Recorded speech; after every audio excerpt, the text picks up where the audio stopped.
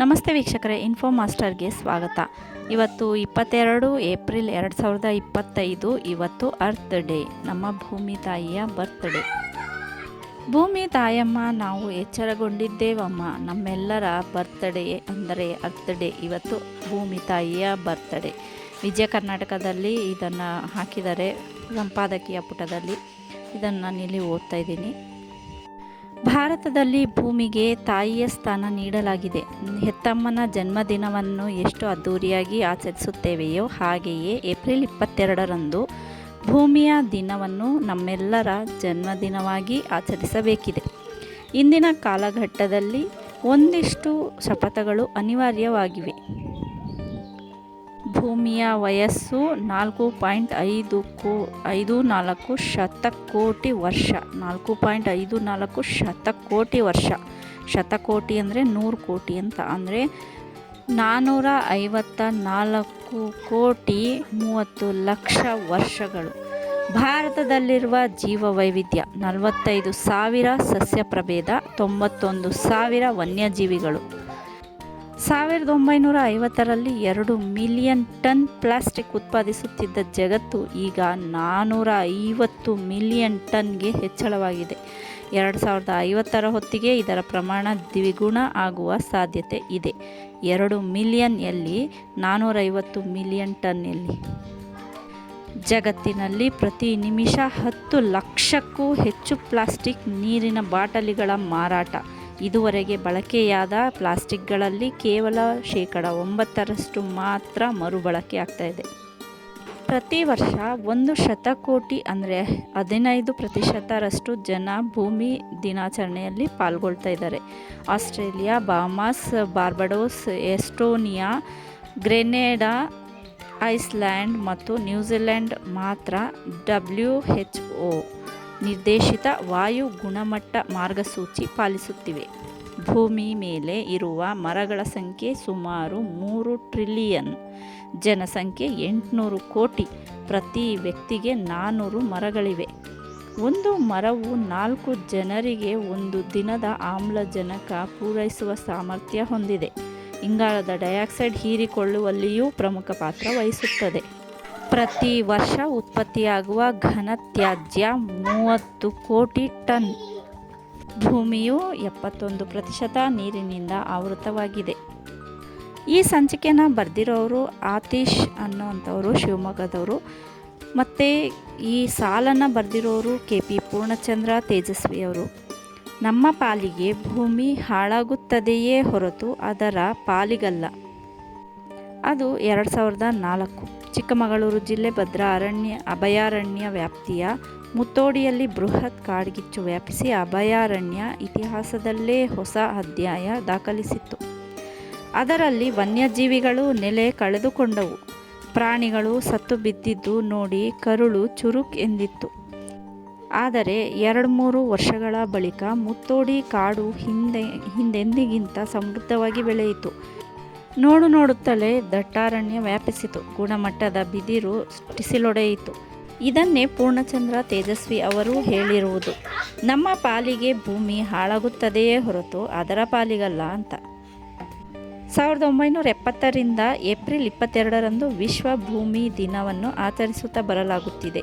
ಆ ದಿನದಂದು ಜಾಗತಿಕ ಮಟ್ಟದಲ್ಲಿ ಪರಿಸರದ ಮಹತ್ವ ಸಾರುವ ಕಾರ್ಯಕ್ರಮಗಳನ್ನು ಆಚರಿಸಿಕೊಂಡು ಬರಲಾಗುತ್ತಿದೆ. ಆದರೂ ಅರಣ್ಯ ನಾಶ ಮಾತ್ರ ನಿಂತಿಲ್ಲ.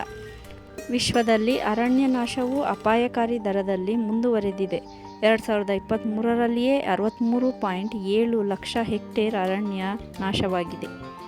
ಈ ಅರಣ್ಯ ನಾಶದ ಪ್ರಮಾಣವು 10 ಲಕ್ಷ ಫುಟ್ಬಾಲ್ ಮೈದಾನಗಳ ಗಾತ್ರಕ್ಕೆ ಸಮ ಎನ್ನಬಹುದು.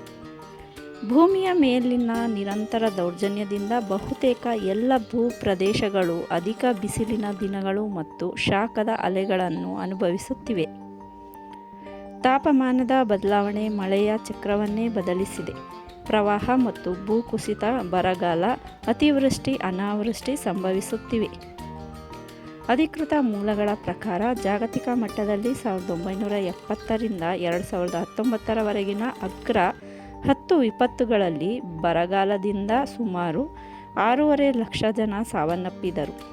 ಬಿರುಗಾಳಿಯಿಂದ 5.77 ಲಕ್ಷ ಜನ, ಪ್ರವಾಹಗಳು 58,700 ಜನ, ತೀವ್ರ ತಾಪಮಾನ 55,800 ಜನರ ಪ್ರಾಣನ ತೆಗೆದಿದೆ.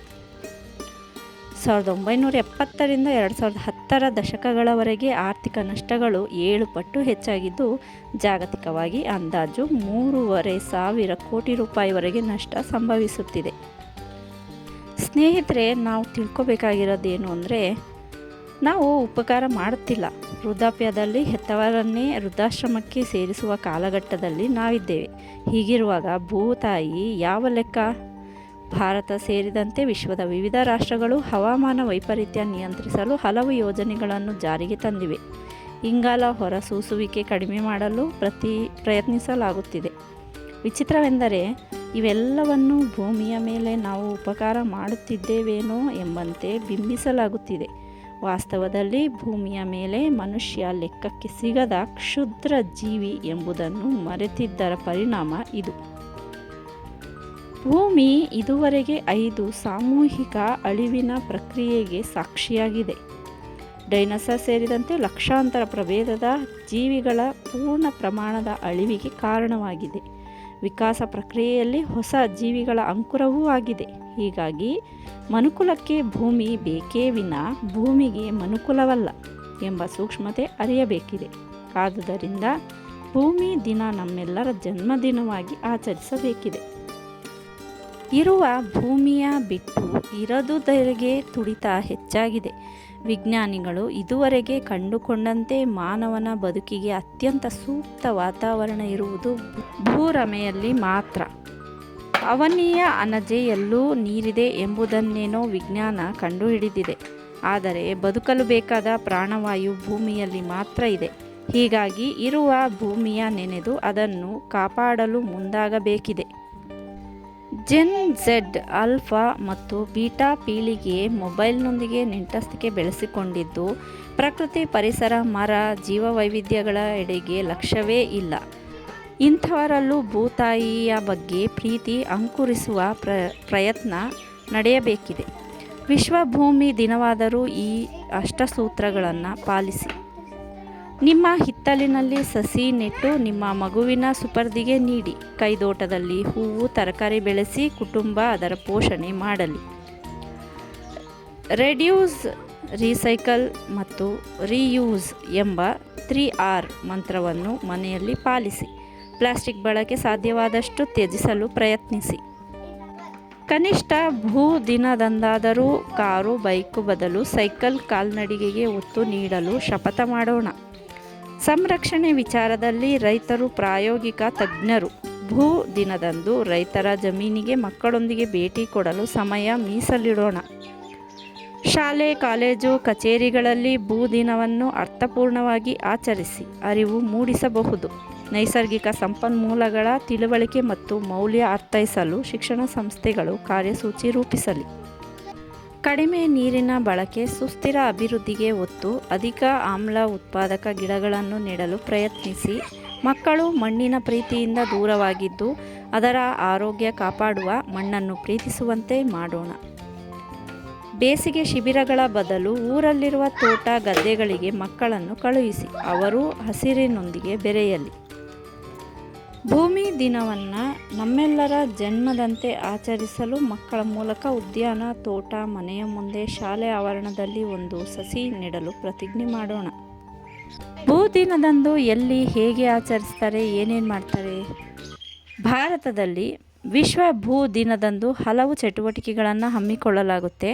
ಹಸಿರು ಬಣ್ಣದ ದಿರಿಸು ಧರಿಸಲು ಉತ್ತೇಜಿಸಲಾಗುತ್ತೆ.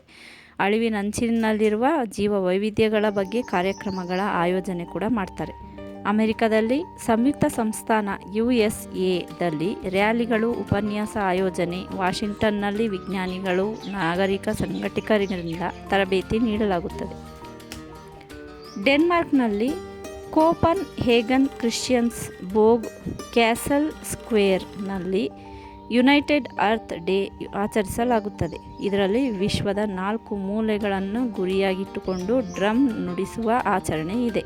ನಂತರ ಚುನಾಯಿತ ಪ್ರತಿನಿಧಿಗಳನ್ನು ಹಸಿರು ಉಪಕ್ರಮಗಳಿಗೆ ಹೊಣೆಗಾರರನ್ನಾಗಿ ಮಾಡುವ ಪ್ರಯತ್ನದ ಭಾಗವಾಗಿ ಮೆರವಣಿಗೆ ಮಾಡಲಾಗುತ್ತದೆ.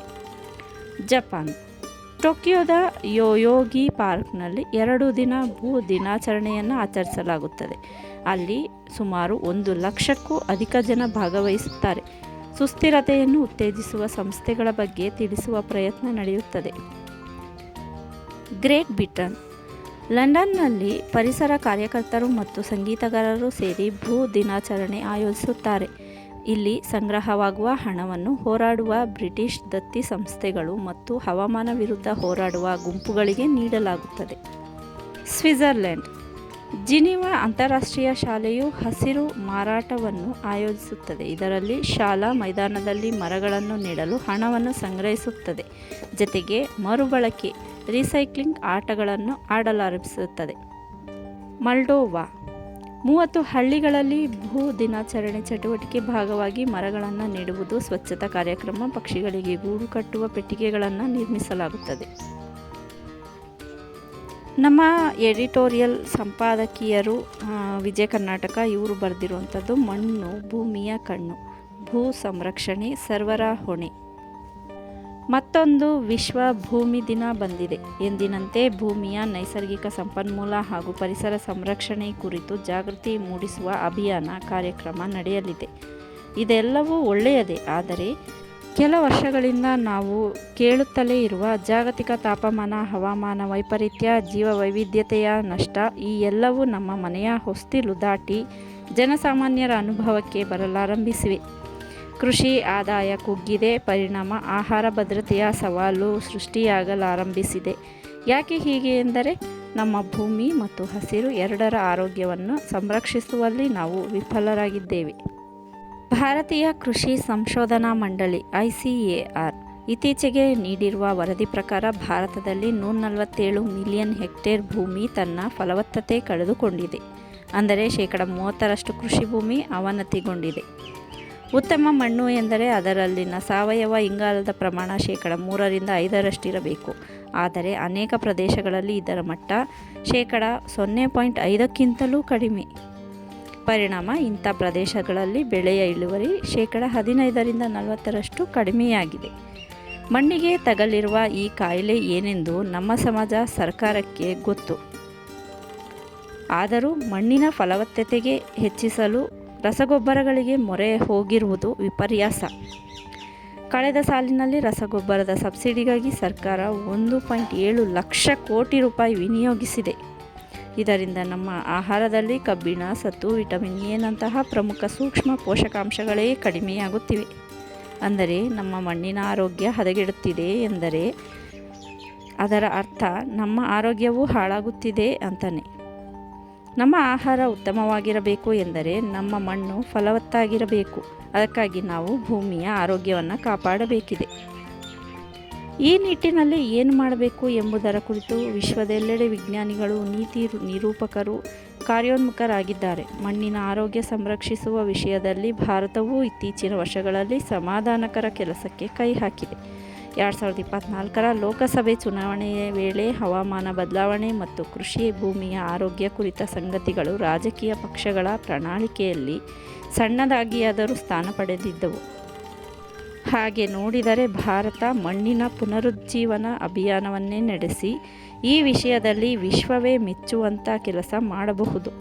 ಮಣ್ಣಿನ ಆರೋಗ್ಯ ಮತ್ತು ಚೈತನ್ಯವನ್ನು ಉತ್ತೇಜಿಸುವ ವಿವಿಧ ಉಪಕ್ರಮಗಳನ್ನು ಸರ್ಕಾರ ಕೈಗೊಳ್ಳಲಿ. ಇಂದು ಭೂಮಿ ಡೇ, ಅರ್ತ್ ಡೇ. ಇವತ್ತು ಮಾತ್ರ ಅಲ್ಲ, ಯಾವತ್ತಿಗೂ ಕೂಡ ಪ್ರತಿದಿನ ಪ್ರತಿಯೊಂದು ಸಲ ಎಲ್ಲಿ ಸಿಗುತ್ತೋ ಅವಕಾಶ ಅಲ್ಲೆಲ್ಲ ನಾವು ಸಸಿಗಳನ್ನ ನೆಡೋಣ, ಗಿಡಗಳನ್ನ ನೆಡೋಣ. ಅದು ಮರವಾಗಿ ಮತ್ತು ನಮ್ಮ ಮುಂದಿನ ಪೀಳಿಗೆಗೆ ನೆರಳಾಗುತ್ತದೆ. ಮರದ ಹಸಿರೇ ನಮ್ಮ ಉಸಿರಾಗಿ, ನಮ್ಮ ಮುಂದಿನ ಪೀಳಿಗೆಯ ಉಸಿರಾಗಿ ನಮಗೆ ಜೀವ ನೀಡುತ್ತದೆ.